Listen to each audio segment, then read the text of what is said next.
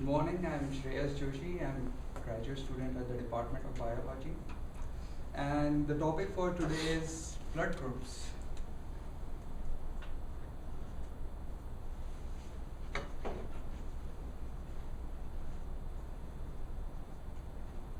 So just some basics about blood.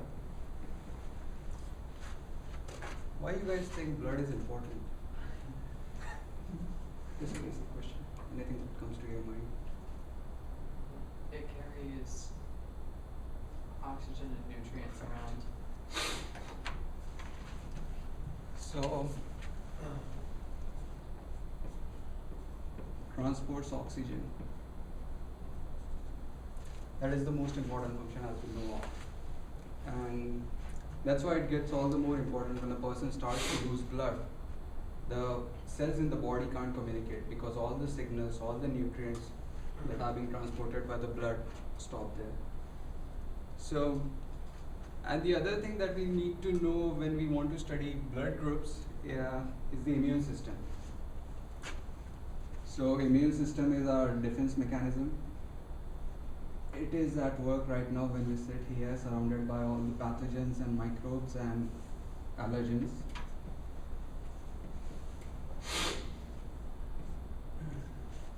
So whenever, if any textbook in immunology, if you go ahead and read, there are a lot of analogies of this immune system with modern day warfare, with the terms like security breaches, first line of defense, second line of defense, foot soldiers.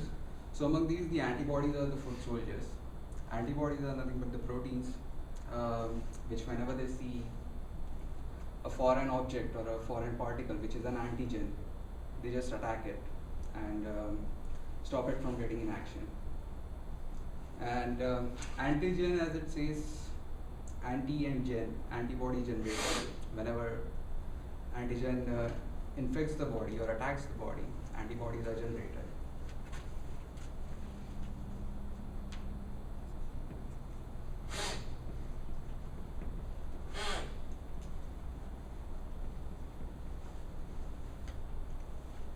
So,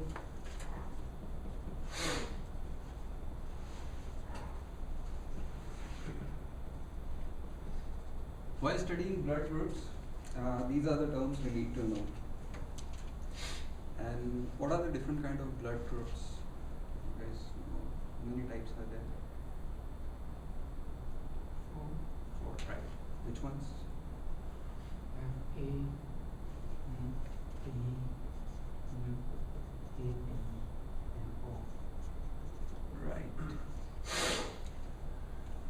This system was discovered by Dr. Karl Landsteiner at the University of Vienna in 1901, and he got the Nobel Prize for it in 1930. Just getting off the point, and this kind of explains why scientific research is not a very lucrative career.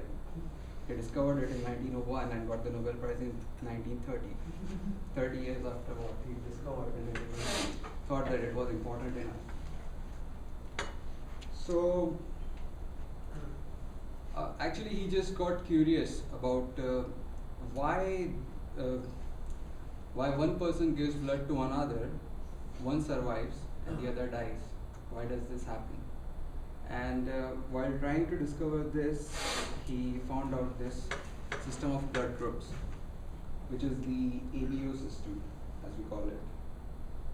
And it is pretty easy, and we'll just take the first example. Rest of them, you guys can help me out how to do it. So it's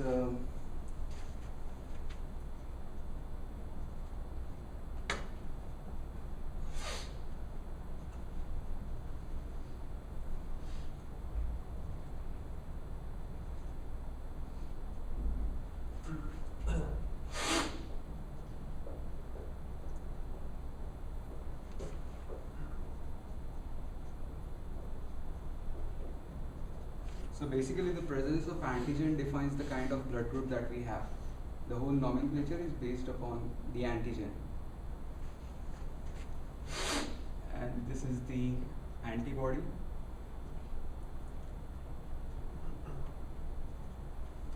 So antigen and antibody for the same blood group cannot exist together, because if antigen for A and antibody for A both cannot exist, so potentially what happens is antibody for A will kill the antigen A, and the person dies because there won't be any blood again. So Does that actually happen? yes, that's why the blood transfusions are so complicated. We need to know the blood group before we transfer them. So the person with blood group A will have antigen A, and antigen B won't be there. Antibody for A cannot exist, and antibody for B will be there. So that's why we cannot give B blood group to the person with A blood group. So will antigen A be there in the B blood group? No. What about antigen B?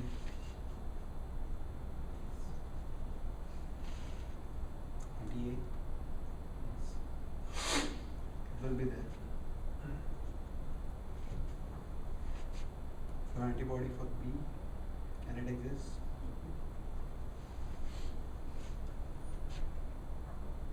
And in the O blood group, antigen A and antigen B both are not there.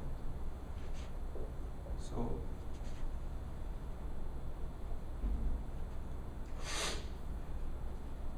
antibodies for both are there. So that's why a person with O blood group can be, the blood from this person can be given to anyone, because there is no antigen there. And in case of person with AB blood group,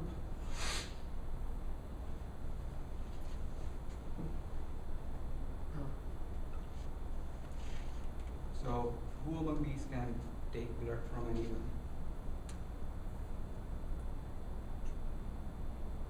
Can Like- take from anyone? Yeah, O can give to anyone. Who can take? I would guess AB. Right. Yes. So that is the basic principle of how these blood groups exist. Then another interesting part is their inheritance, how these are passed on from parents to their children. So in terms of genetics, there are genes that define these blood groups, A, B, and O. O means A and B are dominant over O. So if A and O are existing together, it will be the A blood group. If B and O are together, it will be the B blood group. So it's the alleles that, and every gene has two alleles. We don't need to get into this terminology. We'll just try to keep it simple and just try to figure out how these things work out. So we'll just look at the inheritance here.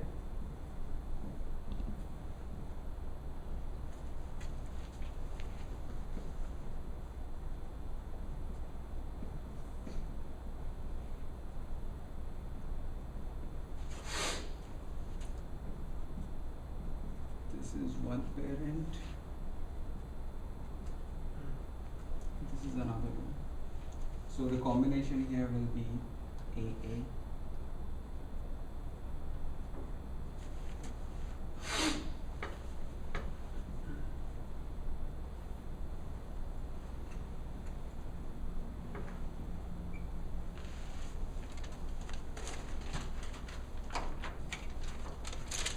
So what will be the blood group in this case? It will be A. Here it is. AB. And in this case now, AO. It will be A. Similarly here AB. Both are B, so it will be B and BO. Since the B is dominant over the O, so it will be B. It will be A, and whenever there is OO, usually 80% of the population have O blood group. Why is that?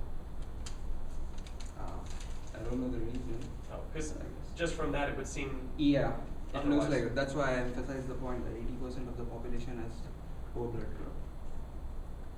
Alright, that's it about the blood groups today. Next time we'll look at the RH factor, why we say O positive, O negative blood groups, and E positive and E negative. Thank you. Any questions?